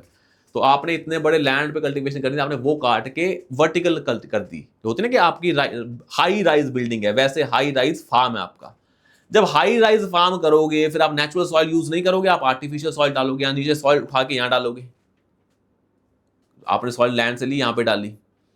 आप जब ये कर रहे हो वर्टिकल फार्मिंग, तो ये क्या आप नेचुरली कर रहे हो या आर्टिफिशियली कर रहे हो, आर्टिफिशियली कर रहे हो। अगर कोई चीज तुम आर्टिफिशियली कर रहे हो, मतलब नेचर का यूज नहीं कर रहे हो, तो वो इको फ्रेंडली होगा या उसके अगेंस्ट होगा। वर्टिकल फार्मिंग से आपको पता लगा ये चीजें आर्टिफिशियल हैं, ये नेचुरल नहीं है, तो अगर कोई चीज नेचुरल नहीं है, वो आर्टिफिशियल है, तो इको फ्रेंडली होगा या ज्यादा वहां पे एनर्जी कंज्यूम होगी, ज्यादा एनर्जी कंज्यूम होगी आर्टिफिशियल में, तो ये तो नहीं है। तो आंसर क्या है, 1 2 एंड 3, तो आंसर इज ए। तो आपने देखा भाई पहले दो तो बड़े लॉजिकल हैं, क्रॉप डाइवर्सिफिकेशन से इन्वायरमेंट के लिए अच्छी चीज है, वो बिल्कुल अच्छी चीज है। लेग्यूम इंटेंसिफिकेशन अच्छी चीज है, बिल्कुल सही है। 1 2 देखा तो आंसर क्या बन गया, 1 2 3 या 1 2 3 4, तो 3 तो अपने आप आ गया, हमें पता भी नहीं क्या है टेंसियोमीटर। और वर्टिकल फार्मिंग सोचना था या नहीं, तो हमने सोचा ऐसे हो रहा था एग्रीकल्चर, आपने ऐसे करना स्टार्ट कर दिया। जब ऐसा करोगे आर्टिफिशियल है, तो वहां पे रिसोर्सेज आर्टिफिशियल ज्यादा लगेंगे, तो ज्यादा लगेंगे भाई, तो ये इन्वायरमेंट फ्रेंडली तो नहीं होगा। बल्कि वर्टिकल फार्मिंग में आपको ज्यादा रिसोर्सेज का यूज होता है as compare to natural farming जो आप हॉरिजॉन्टली कर रहे हो।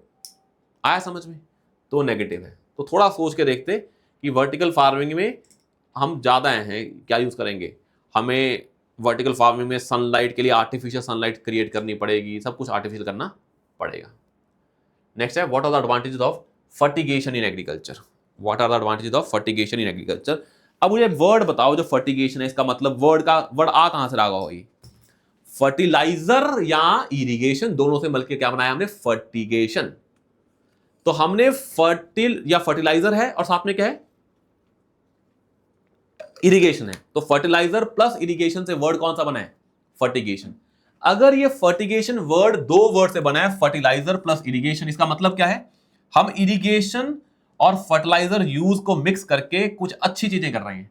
तो ये टेक्नोलॉजी होगी, ये पॉजिटिव टेक्नोलॉजी है। इट मींस फर्टिलाइजर और इरिगेशन को मिक्स करके हमने कुछ बनाया है। तो इसका जो भी पॉजिटिव इंपैक्ट होगा वो सही होगा, और जो यहां पे नेगेटिव चीज लिखी होंगी वो गलत होंगी। अब पहला क्या है? It controls the alkalinity of irrigation water is possible. तभी तो ये लेके आए होंगे। अगर बढ़ा रहा होता तो हम फिर न्यू टेक्नोलॉजी क्यों लेके आते जिसमें फर्टिलाइजर और इरिगेशन को मिक्स कर रहे हैं? तो पहला सही है। Increase the availability of nutrients in plants is possible. तभी हम फर्टिलाइजर को इरिगेशन के साथ मिक्स कर रहे हैं ताकि वेस्ट ना हो किसका? जो हमारी न्यूट्रिएंट्स का है। Reduction in the leaching of chemicals, वो लीचिंग क्या हो जाती है? कम हो जाती है। तो 1, 3 और 4 तो वैसे ही सही है, बिकॉज ये पॉजिटिव चीजें हैं जो फर्टिगेशन से हम कर पा रहे हैं। यह efficient application of rock phosphate and all other phosphate fertiliser is possible. All other phosphate fertiliser is possible. हमें समझ में आया fertigation is basically fertiliser plus irrigation. मतलब फर्टिलाइजर को इरिगेशन के थ्रू डाल रहे हैं, उससे कुछ अच्छा हो रहा होगा जो हमने अच्छा देखा 1, 3, 4 में। अब कौन कौन से फर्टिलाइजर यूज होते हैं? लिखा है ऑल अदर फॉस्फेट फर्टिलाइजर। भाई वही फर्टिलाइजर यूज करोगे ना जो वाटर में सॉल्युबल हो या उसमें मिक्स हो सके हो। सारे के सारे फॉस्फेटिक फर्टिलाइजर वाटर सॉल्युबल होंगे ये कोई गारंटी नहीं है। अगर वाटर सॉल्युबल नहीं है मतलब फिर फर्टिगेशन का कोई मतलब नहीं है। फर्टिगेशन का मतलब तभी है जब फर्टिलाइजर और इरिगेशन मिक्स होगी। मतलब इरिगेशन मतलब वाटर और फर्टिलाइजर मतलब जो हम यूज करेंगे। अब फर्टिलाइजर और इरिगेशन में अगर इक्वेशन सही नहीं बैठ रही है तो वो फर्टिलाइजर हम यूज नहीं कर पाएंगे। और सारे के सारे फॉस्फेटिक फर्टिलाइजर वाटर सॉल्युबल होंगे गारंटी नहीं है। कुछ ऐसे भी होंगे जो वाटर सॉल्युबल नहीं होंगे। तो यहां पे वर्ड लिखना ऑल अदर फॉस्फेटिक, ये सही नहीं है। तभी जो आंसर लगाएंगे हम, और ये एक्सट्रीम वर्ड भी है, तो उस सेंस में आंसर क्या होगा इसका? 1, 3 एंड 4 सेकंड नहीं होगा, तो answer is going to be C. अब 92 देखते हैं। तो ये जो हमने क्वेश्चन देखा 91, 90 या जो 89 है, तो 89, 90 और 91 ये आप कभी नहीं पढ़ते हैं, बट इसके वर्ड एसोसिएशन से उसके मतलब को समझ के you can go to the answer. तो ये बड़ी इंपॉर्टेंट टेक्निक है माइंडसेट की। अगर इसको छोड़ के आ रहे हो then you are not using your knowledge in a positive manner.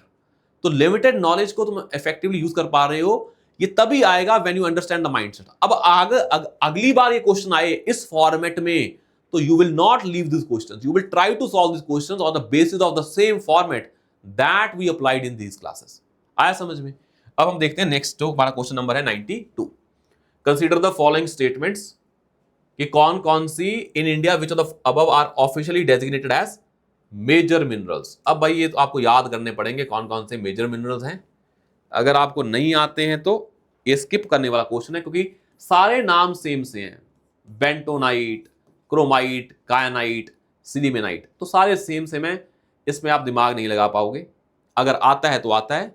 अगर इस क्वेश्चन को सॉल्व कर रहे हो जस्ट बिकॉज आपका मन है कि आपने क्रोमाइट सुना हुआ है और आपने क्रोमाइट लगा दिया, this is not a logical way to solve question. तो ये क्वेश्चन फिर सॉल्व करने वाले नहीं है। तो आपको पहले भी बताया था कि जो क्वेश्चंस सॉल्व करने वाले नहीं हैं उनको कर रहे हो तो नेगेटिव ले रहे हो। तो डॉट बॉल कौन सी छोड़नी है आपको, these things are also equally important. इसका आंसर है D, that is chromite, kyanite and sillimanite all are major minerals. पहला नहीं है बेंटोनाइट, बट अगर आता है तो ही करें, अदरवाइज कोई मतलब नहीं है इस क्वेश्चन का, has to be skipped. Next है question number 93। Question number 93, with reference to the ocean mean temperature OMT which of the following statements are correct? पहला है OMT is measured up to a depth of 226 degree isotherm which is 129 meters in southwestern ocean in during January and March। एक statement में 4 fact हैं।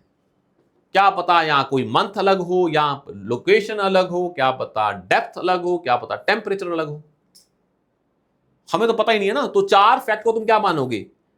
UPSC के पास facts कोई गलत करने के ऑप्शंस हैं, तो मैं इसको गलत मानूंगा, बिकॉज 4 फैक्ट हैं सर, प्रोबेबिलिटी गलत होने की बहुत ज्यादा है।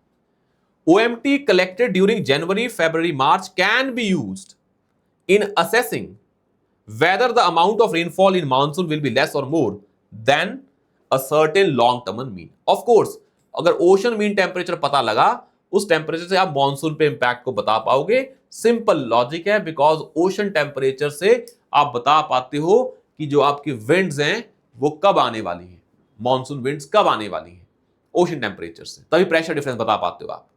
तो उससे आप बता पाओगे, हाँ बता पाओगे, बिल्कुल लॉजिकल स्टेटमेंट है। कैन बी यूज्ड, यस, ये फैक्चुअल है। तो पहला गलत है, दूसरा सही आंसर इज बी, और इसका आंसर है बी।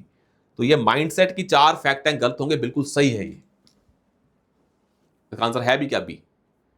अगला देखें 94, with reference to chemical fertiliser in India consider the following statements. With reference to chemical fertiliser in India consider the following statements. At present the retail price of chemical fertiliser is market driven and not administered by the government. At present, the retail price of chemical fertilizer is market driven and not administered by the government. Urea पता है आपको? Urea के prices कौन decide करता है? Government decide करती है आज भी। तो these are not market driven. कुछ इसको छोड़ के बाकी जो केमिकल फर्टिलाइजर हैं उनके प्राइसेस मार्केट ड्रिवन है। पर ये कहना कि केमिकल फर्टिलाइजर उसमें यूरिया भी आता है तो ये गलत हो जाएगी।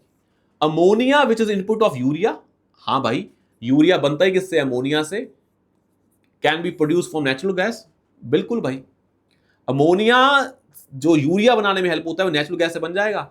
अब नेचुरल गैस में क्या होता है? क्या नेचुरल गैस में नाइट्रोजन और हाइड्रोजन नहीं होंगी? क्यों नहीं होंगी भाई? उसमें कार्बन भी होगी, नाइट्रोजन भी होगी, हाइड्रोजन भी होगी, उससे तुम अमोनिया बना सकते हो, बिल्कुल बना सकते हो।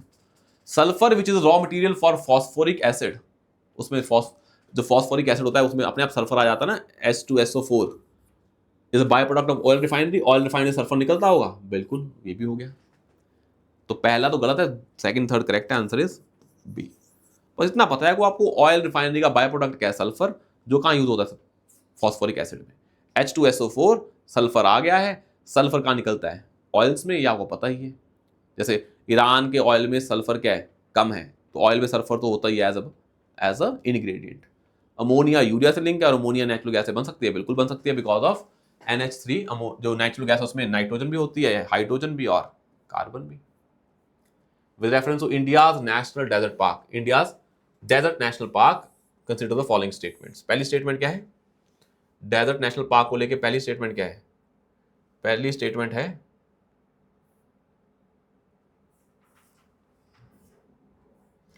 कि it is spread over 2 districts. पता नहीं भाई एक डिस्ट्रिक्ट में या 2 में है। There is no human habitation inside the park. It is one of the natural habitats of great Indian bustard. आपको कुछ नहीं पता, आपको बस ये पता है 2 डिस्ट्रिक्ट में, 3 में, 4 में हम कैसे याद करें? हम तो नेशनल पार्क को स्टेट में याद करते हैं, कितने डिस्ट्रिक्ट्स में ये तुम कभी याद नहीं करते हैं। ये किसी को नहीं आता होगा, आपको करना भी नहीं है, छोड़ दिया आपने। आगे देखते हैं, पहली स्टेटमेंट छोड़ दिया आपने, क्वेश्चन नहीं, पहली स्टेटमेंट छोड़ी है। There is no human habitation inside the park. भाई नेशनल पार्क में कोई भी ह्यूमन हैबिटेशन नहीं होगी, ये कहां तक सही लगता है आपको? No human habitation inside the park. National park में हैबिटेशन अलाउड होती है नहीं होती है, ये दूसरी बात है। उस नेशनल पार्क में कोई हैबिटेशन है ही नहीं, मतलब वहां पे कोई रिसर्च करने ही नहीं गया है, साइंटिफिक रिसर्च नहीं हो रही है वहां पे फॉरेस्ट ऑफिशियल्स नहीं रह रहे हैं, खाली है पार्क, हमने लॉक लगाया और आ गए, कोई नहीं है वहां पे। It is illogical. सेकंड गलत का आंसर वैसे ही आ गया 1 और 3। तो बाद में पता लगा हाँ ये 2 डिस्ट्रिक्ट में था, हाँ ये ग्रेट इंडियन बस्टर्ड का एक इंपॉर्टेंट सेंटर है। तो आंसर क्या है इसका? जो हमने देखा दूसरा कटा, पहला है फर्स्ट एंड 3, तब समझ में आया कि हाँ भाई इसका आंसर क्या है 1 और 3। बस हमें कहाँ से आंसर आ गया हमारे पास? बस ये जैसे हमने देखा कि यहाँ पे कोई ह्यूमन हैबिटेशन नहीं है, उसी को काटा तो आंसर आ गया है। तो कई बार आंसर ऐसे भी आते हैं। Siachen glacier is situated to the, अगर ये मैप बेस्ड क्वेश्चन है, आंसर इसका नॉर्थ ऑफ नुब्रा वैली है, नॉर्थ ऑफ नुब्रा वैली। अगर आप देखेंगे ऐसे मैप बनाएंगे ऐसे कश्मीर का, अगर इंडिया में ऐसे बनाते हैं ना आप, ऐसे ऐसे ऐसे ऐसे बनाते हैं ऐसे। तो अगर आप देखेंगे सियाचिन ग्लेशियर अक्साई चीन के ईस्ट में है, अक्साई चीन यहाँ पे है, अगर सियाचिन ग्लेशियर यहाँ पे है तो एक्साई चीन के वेस्ट में है सियाचिन ग्लेशियर, और ले भी इस साइड में है, ले के भी वेस्ट में है। गिलगिट यहां पे है, तो गिलगिट के कहां पे है, साउथ में है, नुब्रा वैली के नॉर्थ में है। तो आंसर इज डी। तो आप ये उस टाइम न्यूज में था तो पता होना चाहिए था, पर आपने थोड़ा बहुत आइडिया होना चाहिए कहां पे है सियाचिन, कहां पे है एक्साई चीन, कहां पे है गिलगित बाल्टिस्तान या नुब्रा वैली। अगला देखें, पेयर्स मैच करने हैं कि कौन कौन से ये फेमस प्लेस हैं, कौन कौन सी सिटी में है। गिरिनगर, गिर नेशनल पार्क, तो वो गुजरात में ही है, बिल्कुल सही बात है। द्वार समुद्रा, तो थर्ड तो सही है, तो आपने ये काटा। अब 1 सही है यहाँ 2 सही है, 4 तो वैसे ही गलत हो गया। स्थानेश्वरा, बिलसा और द्वार समुद्र। अब इसमें देखें कौन से सही है। अब द्वार समुद्र से महाराष्ट्र नहीं आता है, द्वार समुद्र, द्वार मतलब समुद्र का कौन सा द्वार था। अगर हम पहले की बात करें, कौन सी जो प्लेस थी उसे द्वार समुद्र बोला जा सकता है, वेस्ट बंगाल को, महाराष्ट्र को, या हमारी महाराष्ट्र को, तुम्हें कौन सी लगती है। तो हमें एक चीज समझ में आनी चाहिए, उस टाइम पे महाराष्ट्र इंपॉर्टेंट नहीं था, तो उस टाइम पे समुद्र की जो द्वार है वो महाराष्ट्र नहीं होता होगा। हमने देखा पुराने टाइम पे, उस टाइम पे नीचे वाले जो थे वो पोर्ट्स इंपॉर्टेंट थे, चोला, कर्नाटका, ये बड़े इंपॉर्टेंट थे। तो दूसरा तो नहीं है, तो आंसर क्या है इसका, ये। तो आपने कहा द्वार समुद्र महाराष्ट्र को बोलना है, आज बोल दे तो ठीक है, पुराने टाइम पे जो थे पोर्ट्स वो कहां पे ज्यादा थे, साउथ इंडिया में, तो कर्नाटका में है, ये द्वार समुद्र बोल देते हैं उसको। 97 हो गया, 98 देखें हम, और 99 और 100। अब ये देखें, ये पहले आ चुका है क्वेश्चन पीवाईक्यूज में कि CGWA कौन से एक्ट के अंदर बनी है, इन्वायरमेंट प्रोटेक्शन एक्ट के अंदर, सही है बिल्कुल। India largest area under ground water irrigation, ये चाइना और इंडिया का एग्जांपल आया था, कंपेयर किया था पीवाईक्यू, ये भी पीवाईक्यू से आई है स्टेटमेंट, ये भी पीवाईक्यू से, दोनों के हैं, सही हैं। और 36% of India's districts are classified as over exploited और critical by central ground water authority. और फर्क क्या है, ये डाटा कौन देता है, सेंट्रल ग्राउंड वाटर बोर्ड। ये करंट अफेयर में पढ़ते हैं आप, ये गलत कर दिया, बाकी ये डाटा सही है, 36 आर ओवर एक्सप्लॉइटेड। तो पहला गलत हो गया, दूसरा तीसरा सही है, आंसर क्या है इसका, बी। और वैसे भी यहाँ पे ऑल 3 तो मैं करेक्ट कभी नहीं मारूंगा, अगर मेरे को मारने होते तो मैं क्या मारता, 2 3 या 1 2 एंड 3, 1 2 3 है ही नहीं है, तो 2 3 हमें पता ही है, सही आंसर क्या है इसका, बी। पहले वैसे ही गलत हो गया, पर गलत क्यों है, because of it is issued by central ground water board, ना कि सेंट्रल ग्राउंड वाटर अथॉरिटी।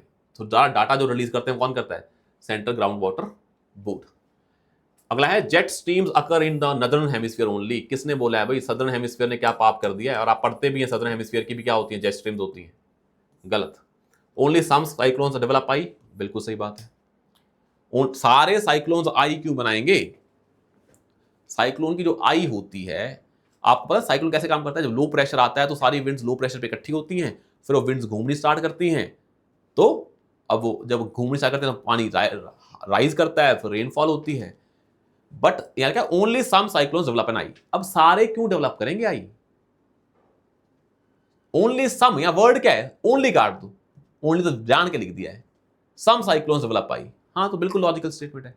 लिखता कि ऑल साइक्लोन्स डेवलप आई, तो जरूरी थोड़ा ना सारे साइक्लोन्स आई बनाए, कुछ साइक्लोन्स में आई नहीं होती होगी, तो जो आप बनाते हैं ऐसे कि वो ऐसे रिवॉल्व करता है और ऐसे राइज करता है पानी, ऐसे पानी राइज करता है इधर और वहां से रेनफॉल होती है, तो जो आई होती है ये वाला पोर्शन कि जो साइक्लोन से सारा पानी इकट्ठा हो रहा है, कईयों में बनती है कईयों में नहीं बनती है, तो सम लिखा है तो ओनली तो वैसे लिख दिया, उसको काट दे तब भी क्या रहेगा, सम, ऑल नहीं है ना, ये लिखे नॉट ऑल साइक्लोन्स डेवलप आई, या उल्टा क्या है, सम साइक्लोन्स डेवलप आई, तो लॉजिकल है ये तो।